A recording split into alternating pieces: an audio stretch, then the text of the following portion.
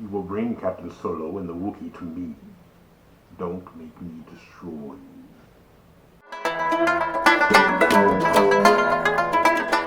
We watched Adonis Stevenson. Is it Stevenson? I don't know. I always know how to say stuff until I get on camera. I'm like, Adonis? Did you see on his robe last night? Like, somebody shared a picture of him in an interview and it said Adonis on it instead of Adonis. No, on his robe? Yeah. Oh.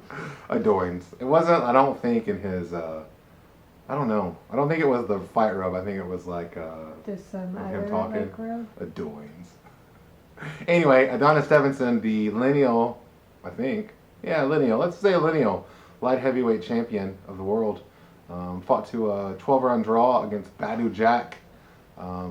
Really good fight, again, with two really excellent fighters. We saw the fight. Everybody saw the fight. Nobody wants to talk about the fight, you know. It's a fair draw, probably. Close fight. I maybe didn't think it was as exciting, but yeah. I was also kind of sleepy. I had a long week. Yeah, it looks like some of those rounds were hard to score because, like, you fall asleep in round 3 and wake up in round 4, and then you're like, I don't know what's going on. So that's always hard. Anyway, good fight, but saw a lot of just verbal lashings of Adonis Stevenson, Adoins, on Twitter, and of course that happens all the time, every time he fights, because Adonis Stevenson used to be a pimp, right? He used to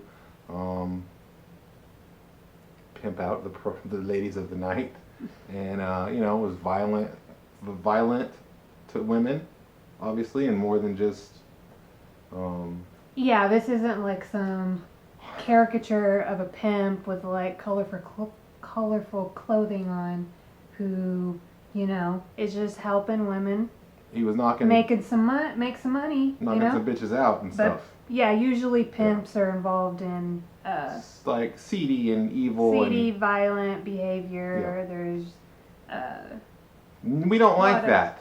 Right. I don't like it. Rachel People doesn't don't like it. But what I wonder about is when I see Adonis Stevenson, a guy who's obviously and very clearly turned his life around. He's not a pimp now. I would never like think that. Doesn't act like a pimp. Mm-hmm. I've interviewed him. Right. From what he from all accounts, and from I've interviewed him. He seems like just a guy, you know. So like, is he allowed to change his life in a way that's positive, which it seems like he has, and are we still allowed to kind of hate him or, you know, verbalize disgruntledness, which in boxing equates to I want to see this guy get knocked out. I want to see this guy suffer. Is that something we as boxing fans should do and or should allow ourselves to do? Yeah, so you use the word allowed the first time, and so really anybody is allowed to do whatever they want. But then the idea is like, should we? Yeah. Should people well, why continue to criticize and hold somebody accountable for something that they did in the past that they no longer do? Yeah, so because... So I fall in the category of no. If somebody has turned their life around, you look at the evidence they give you of that turnaround, and then you make a decision, like, is that genuine or is it not? And if it's not, well then, for the safety or, you know, for the well-being of others, you can do whatever you think you need to do to protect that. So if somebody thought, you know, somebody was still a pimp, like, you'd want to be like, hey, that guy's still a pimp.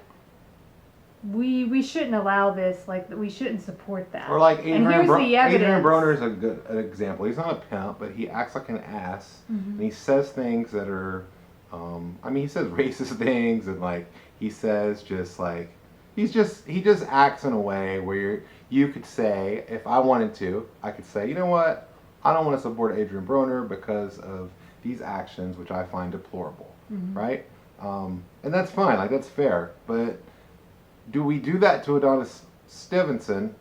Do we do that to my guy Adoins if he's already moved past that part of his life? So I find Well, here's an interesting question. So it's one thing to be like, I'm not going to support a fighter, you know? I'm not going to buy any Adonis gear. Broner gear, Right. right? And I'm we not liked Adrian Broner when he first came up. Before, yeah. Yeah. But that's different. Is it okay for me to ever, like, follow somebody around online? And harass them? And harass people, whether it's like directly harassing them or just from my own social media accounts just to harass people. I think that maybe it's not okay. Or even, is it okay for me? And this is with somebody, I'm using an example, somebody who seems to be currently an ass. Right. Right. Yeah, or is it even okay to want that person to be harmed? Like, I think it's okay when we watch boxing to be like, oh, I hope this guy wins for these reasons or whatever. But is it okay to be like, I just hope Adonis Stevenson gets knocked out and hurt? You know what I mean? Like, that's kind of like a different thing almost. Like, it's not Well, so yeah, much that like, you want I the one mean- guy to win, it's that you want the other guy to suffer and to be in peril. So if I apply that to myself,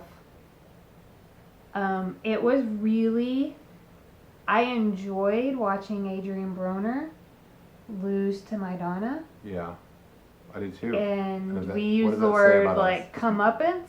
Yeah. Like he publicly, like rarely do you get to see somebody Yeah. get their comeuppance in a public way. Right. And so, did I wish that Adrian Broner was like seriously hurt or injured? Or, I mean, I'm a fan of a sport where people get hurt, and regardless if they win or lose their fights, you know, like the amount they get hurt depends on how much they're winning and losing. But so I don't know. That's like a difficult thing. Maybe it's the I think intent if I behind it wanted then. like somebody, I'm like, oh, I really hope like not only do I hope this guy gets knocked out, like I hope he can't get up for 3 days.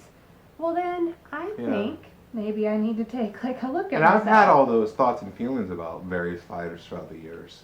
I've even like been, you know, I've tweeted at people things that later on reflection I've been like, you know what, like maybe I shouldn't have like, I shouldn't be following this guy around. You know what I mean? Like harassing them in this way, or like with Broner, like yeah, I wanted to see Broner humiliated like that. But like, so maybe for me, and I can't speak for everyone, but like, I feel like if the intent behind that is, well, I hope Adrian Broner gets humiliated so that he changes and betters himself, right? That's a little different than I just want to see this guy be humiliated. And I don't know which one of those things that I had for Broner against Maidana. Well, I immediately, so for my part, when I saw Broner, I remember being like, wow, it happened.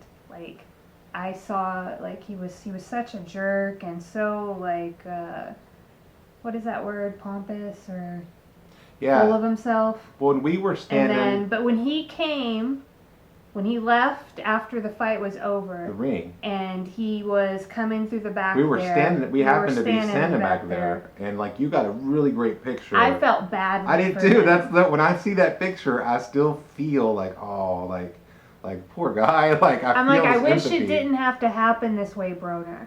But Yeah. you know, I've had things happen in my life that have caused me to change, and I kind of wish they didn't have to happen that way. Yeah, that's. I wish I could have already been the person I needed to be without like being like brought to my knees. But that's not how it works. It's a really great picture. One of your best pictures, I think. Partly because we rarely see the fighter there. They don't like let people back there usually. Like we happen to like.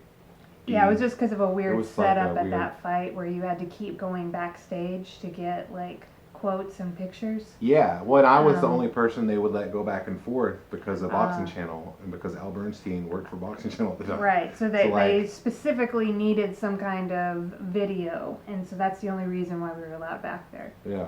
So it's an interesting look, but I really thought it captured. Every time I see that picture, I think like, man, I think of that entire all the emotions that went on in that fight. And I don't know. We don't have to land on any particular thing here. But for Stevenson going forward, he's 40 years old. I don't know. I guess if I were if you're listening to this and wondering, thinking about how you view things and whatnot, I would just suggest maybe having a little empathy for Adonis Stevenson, because everybody makes mistakes in their lives, and maybe you're in a position where you're like, yeah, but I've never been a pimp. But yeah, but you didn't grow up where Adonis Stevenson grew up. You didn't experience the same things he experienced. You're an entirely different person. And I think that probably many people who have never been pimps, if they had grown up in a different circumstance, they might end up that way. Yeah, you never know. Yeah, like, you just never know. So how you can end up in somebody else's shoes. And so, yeah, I would say that it seems like we have the evidence that Adonis has turned his life around. And so if I were continuing to harass him for his past life, I don't think it would be okay for me to do. So, but I tend to be a believer in giving people second chances and third and fourth chances if they show evidence for having a changed heart. and thank God for that. Okay. So, well, thanks for watching, guys, and Adonis, we love you.